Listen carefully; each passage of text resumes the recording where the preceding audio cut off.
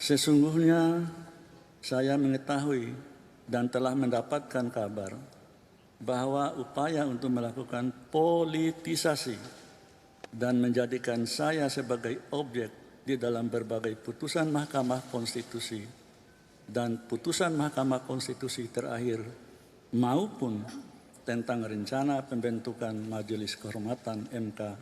Namun, meski saya sudah mendengar ada skenario yang berupaya untuk membunuh karakter saya, tetapi saya tetap berbaik sangka.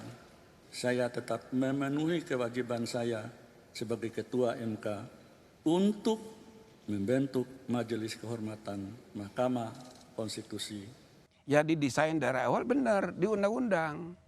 Cuma untuk membunuh karakter mungkin itu begini, saya rasa siapapun ya yang mengalami seperti Pak Anwar itu kan secara psikologis ya kan reaksi pertamanya itu nggak terima, itu manusiawi saja.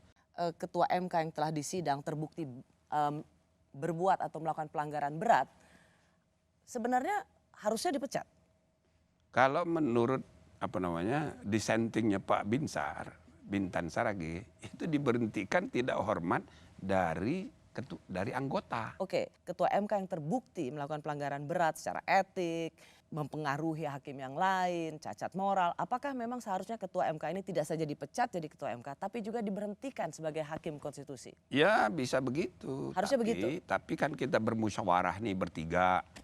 Kesimpulannya, waduh kalau ini diberhentikan tidak hormat dari anggota, maka di peraturan PMK itu ada ketentuan mengenai banding. Nah sedangkan yang kita masalahkan ini atau yang diberhentikan ini sedang menduduki jabatan ketua. Dia yang akan membentuk majelis banding. Ya. Sehingga bisa saja putusan MK-MK diubah oleh majelis banding. Jadi tidak menimbulkan kepastian. Putusan MK-MK harus berlaku bahwa kemudian dia mengundurkan diri, itu bukan urusan kita. Itu kan soal rasa malu misalnya. Ketua Mahkamah Konstitusi Anwar Usman itu adalah ya tidak merasa ada pelanggaran etik, dalam hal ini tidak ada benturan kepentingan. Jadi ia justru merasa ia dicari-cari kesalahannya. Prof Jimmy bagaimana menjawabnya? Karena ia tidak di mananya benturan kepentingannya. Benturan kepentingan itu kan bisa dirasakan, tidak perlu tertulis. Jadi written ethics and sense of ethics sama penting itu. Putusan mengenai perpanjangan usia dari MK itu kan menyangkut kepentingan pribadi. Betul. Ya kan? Ini semacam itu disebut oleh para pakar konstitusi sebagai gratifikasi pasal. Ya, nah jadi tapi waktu itu sudah diributkan oleh masyarakat, tapi kan tidak sebesar kasus sekarang. Tidak merasa.